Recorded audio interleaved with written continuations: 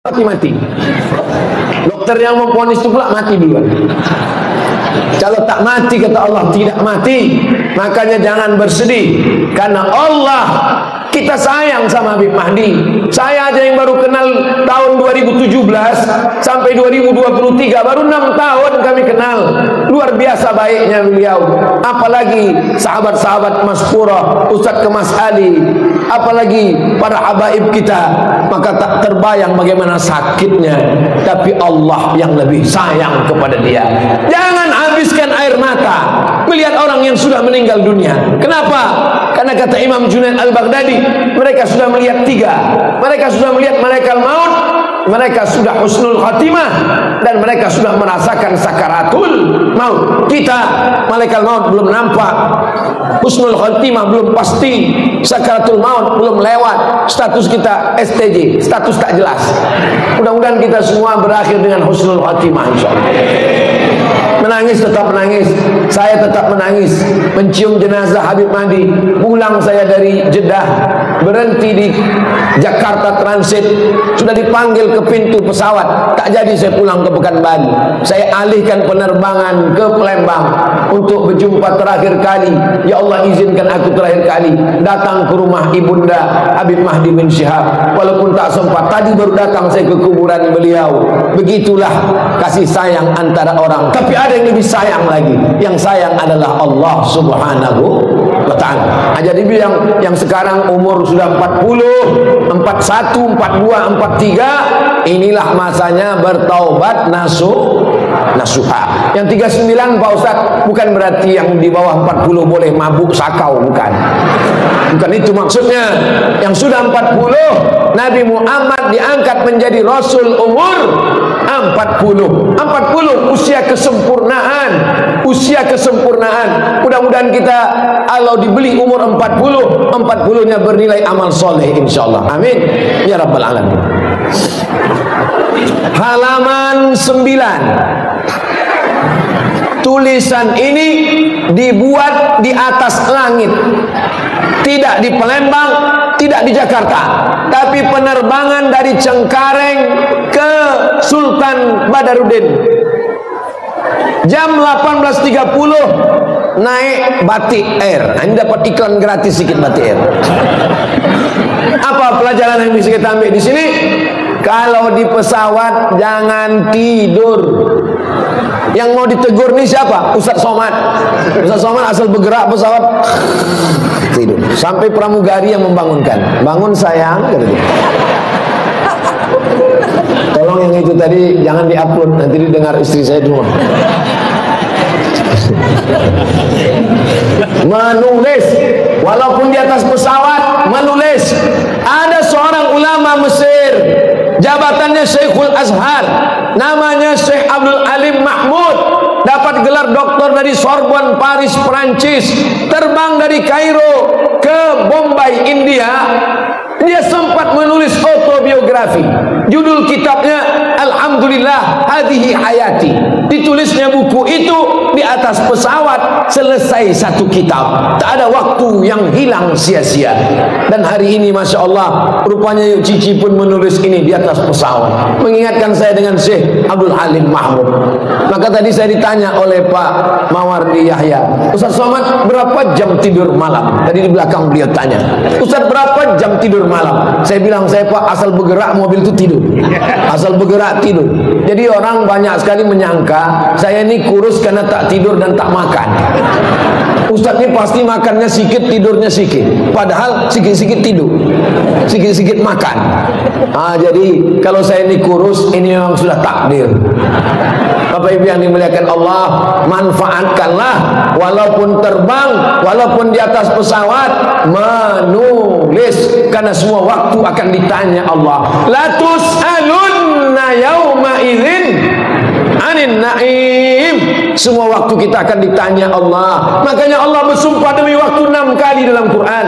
Waktu subuh, was-subhi idza tanaffas, waktu fajar, wal fajri wa layalin ashr, waktu duha, wad-duha wal laili idza saja, waktu siang, wan nahari idza tajalla. Waktu petang, wal asri innal insana lafi khusr. Waktu malam, wal laili idza yaghsha, wal laili idza tajalla. Begitulah Allah Subhanahu wa taala. Wan nahari idza tajalla, wal laili idza yaghsha, wad duha wal laili idza saja. Jadi waktu inilah yang paling banyak. Dulu waktu itu dibagi 3. 8 jam tidur. Kalau tak tidur 8 jam kena penyakit 5L. Lemah, letih, lesu, letoy, loyo, lunglai. 8 jam kerja, masuk jam 8 pagi, pulang jam 4 sore. Yang 8 jam tak tahu pergi kemana. Yang 8 jam habis update status, scroll Instagram, YouTube, Netflix. Habis semua waktu kita.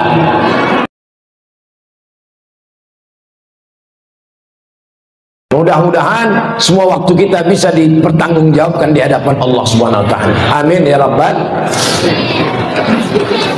Ini Pak Ustadz kalau dibaca satu-satu kapan selesai? Kira-kira menjelang subuh lah.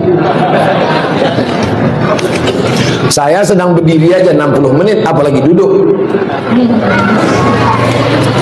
Halaman 11.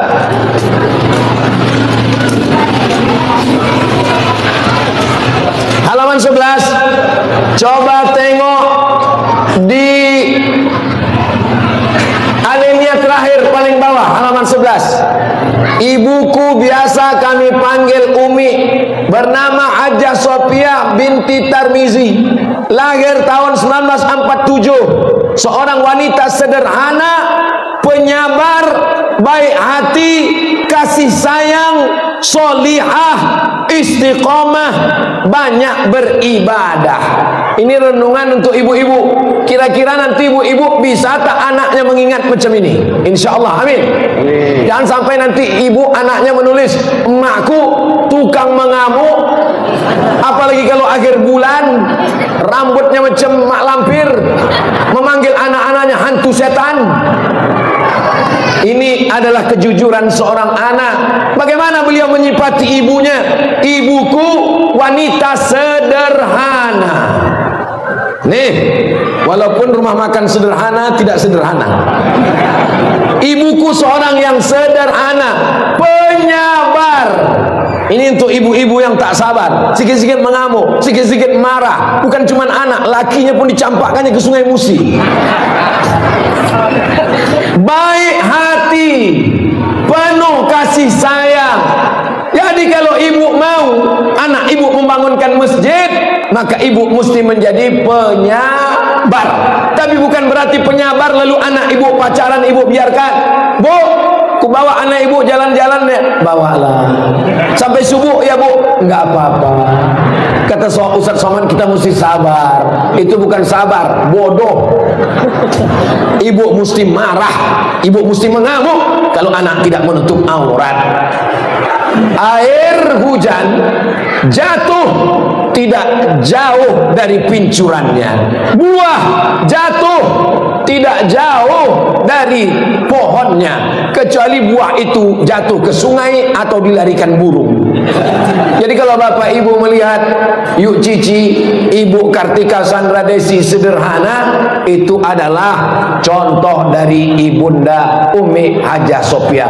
Mudah-mudahan ibu-ibu semua baik-baik, sabar-sabar, sehingga anaknya pun menjadi anak yang baik insyaallah. Amin.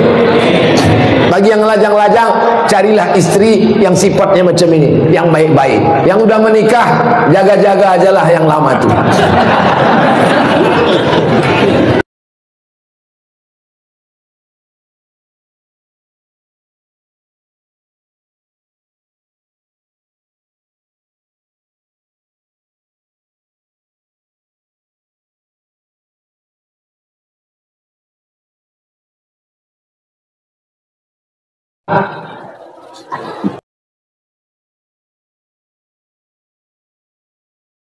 Karena Umi tidak pernah aku melihatnya dalam amarah, tak pernah dia bercakap kasar, dan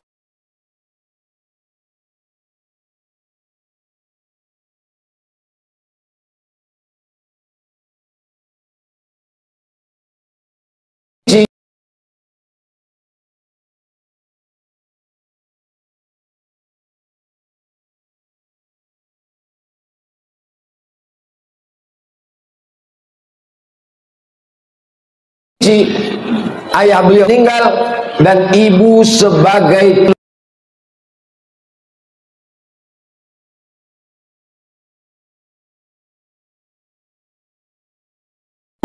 otomatis ayah ikut. Tapi kalau sebut ayah, maka ibu tentu ikut.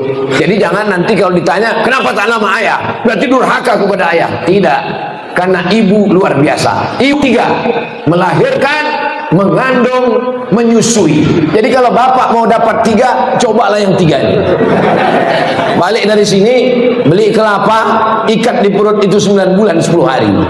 Balik dari sini, beli mangga, telan bulat-bulat, keluarkan bulat-bulat. Wahnan ala wahnin, lemah di atas lemah. Wa amluhu wa fisaluhu fi amaini, mengandung dan menyusukannya selama 2 tahun. Robek tulang dagingnya, melengkung tulang belakangnya, hilang penciumannya, busuk bau dunia. Setelah lahir, apa yang bisa kita balaskan? Maka yang kita balaskan membangunkan masjid, mengalir pahala jariahnya untuk mereka sampai hari kiamat insyaallah. Amin.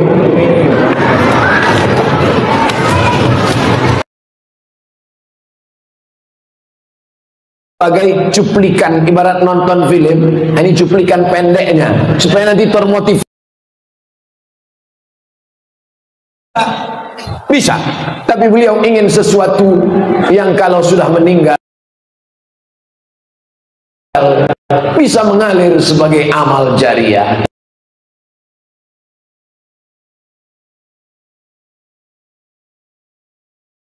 Dia memilih jalur yang kedua. Setelah dia punya duit, dia bangun masjid, dia bagikan makanan, dicetakkan buku.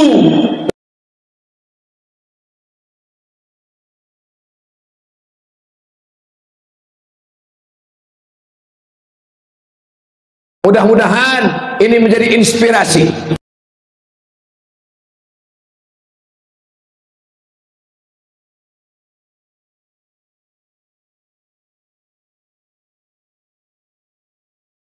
Toyo.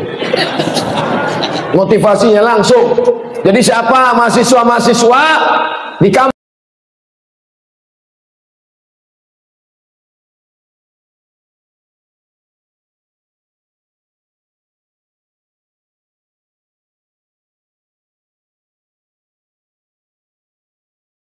dua dini hari, alarm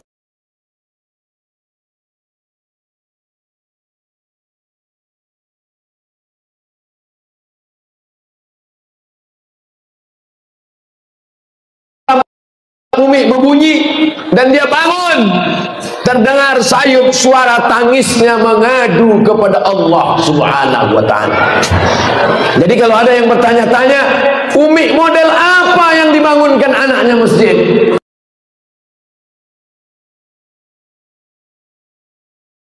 Yang bangun jam 7 pagi.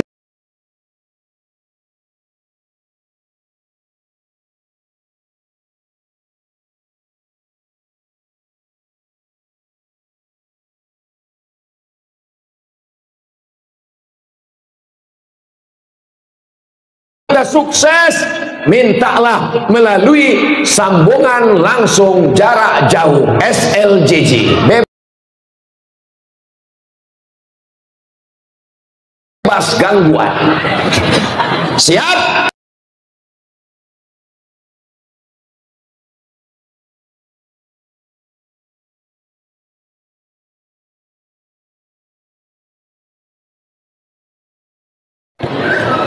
Umi Alenia Tengah, izinkan aku menjual rumah ini, berapapun duitnya, semuanya akan aku bangunkan ke masjid.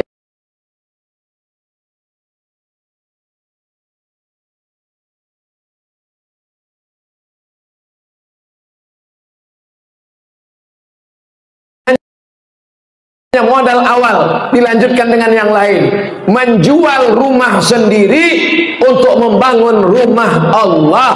Man bana masjidan, siapa yang bangun masjid, banallah mislahu baitan fil jannah, dibangunkan Allah hendaknya tempat di surga insyaallah. Amin.